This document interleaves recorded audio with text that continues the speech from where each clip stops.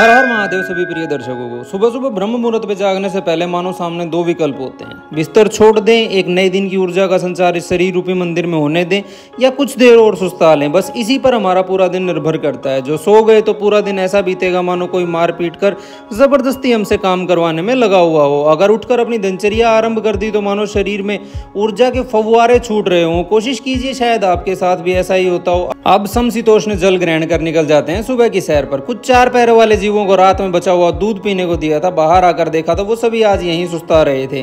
अब सैर पर निकले और नंदी महाराज ने मिले, ऐसा हो सकता है क्या भला? क्योंकि छोटे मक्खी मच्छरों से परेशान होकर ये भी झाड़ियों से कुछ दूरी बनाकर रखना पसंद करते हैं। अतः इनके दर्शन रोजाना स्वाभाविक सी बात है। इनका यूं शांतचित्त बैठे रहना ऐसा मालूम पड़ता है मानो यही तो लक्ष्य है। इसी असीम शांति हेतु तो जीवन रूपी वर्तुलाकार में हम घूम रहे हैं। 10-12 हजार कदम चलने के बाद होती है घर वापसी। इतना खाली पेट चले हैं तो वात का बढ़ना भी स्वाभाविक सी बात है। अब उसी बढ़े हुए वात दोष को नियंत्रण करने हेतु लेते हैं थोड़ा सा नारियल तेल। इसके बाद बारी आती है ध्यान की स्थापना की। अब ध्यान से पहले नारियल तेल का सेवन इसलिए भी जरूरी है क्योंकि कुछ देर के लिए ही सही है, पित्त के वेग को उदरगामी होने से रोकता है। बस उसी में समय मिल जाता है हमें ध्यान की स्थापना का। अब नहा धोकर खुद को भगवान शिव के चरणों में अर्पित कर खोल देते हैं अपना अस्पताल। सुबह का सबसे पहला काम अपने भोजन की व्यवस्था। अगर जल्दी से न करो फिर कोई ना कोई मरीज आता रहता है। भोजन का समय मिलता है फिर सीधा दोपहर में।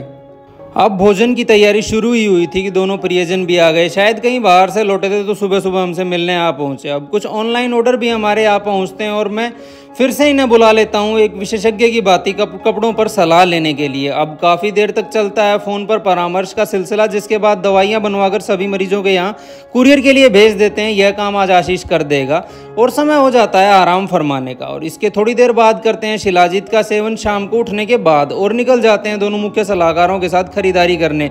नारियल व तिल का तेल दोनों ही खत्म हो चुके थे और हमें खरीद कर लाने थे, तो हम सीधा पहुंच जाते हैं पंसारी के यहाँ। यहाँ से हम लेते हैं तिल व नारियल का तेल और साथ ही मैं खरीद लेता हूँ थोड़ी सी शिलाजीत भी, क्योंकि लोग पूछते रहते हैं असली शिलाजीत को कैसे पहचाने, तो यह उदाहरण देने में हमें काम आएगा। अब दोनों ही परिजनों को परेशान करने हेतु हम खरीद लेते हैं अपने लिए कुछ मिठाइयाँ, क्योंकि ये सोशल मीडिया पर फैल रहे किसी बड़े आडंबर का शिकार हैं। अतः इनके सामने खाने में तो मज़ा ही कुछ और है। अब खरीदारी को आगे बढ़ाते हुए पहुंच जाते हैं सब्जी वाले भाई साहब के यहाँ। जल्दी से अपने लिए कुछ सब्जियां खरीद लेते हैं। इसके बाद खरीदना था दूध, जो कि घर में समाप्त हो चुका था। अतः दूध लेने के लिए भी हम आ जाते हैं। अब समय हो चलता है घर वापसी का। शाम को बाहर टहलने नहीं जा पाए थे, अतः घर में ही टहलना आरंभ कर देते हैं। इसमें हमारा साथ देती है हमारी प्यारी बहन, क्योंकि उसे भी अपने दिन भर की कहानी किस्से सुनाने होते हैं, वरना नींद नहीं आती। अब काफ़ी सारा समय इनके साथ व्यतीत करने के बाद बारी आती है इन सभी को अलविदा करने की, क्योंकि रात काफ़ी हो चुकी और अभी तो हमें सेवन करना था त्रिफला चूर्ण का, जो कि उत्तम शारीरिक शुद्धि स्थापित करने हेतु हमें बहुत ज़्यादा कारगर साबित होता है। जैसा कि मैं हमेशा कहता रहता हूँ, दवाइयों का प्रयोग अपनी ज़रूरत के अनुसार ही करें, क्योंकि जैसा कि आयुर्वेद में कहा गया है, कुछ भी भोजन दवा या जहर हो सकता है, निर्भर करता है कौन खा रहा है, कितना खा रहा है, वह किस समय खा रहा है। बस इन्हीं कुछ छोटी मोटी बातों के साथ आज के दिन को यहीं समाप्त करते हैं। आप सभी को मेरी तरफ से रात की राम राम।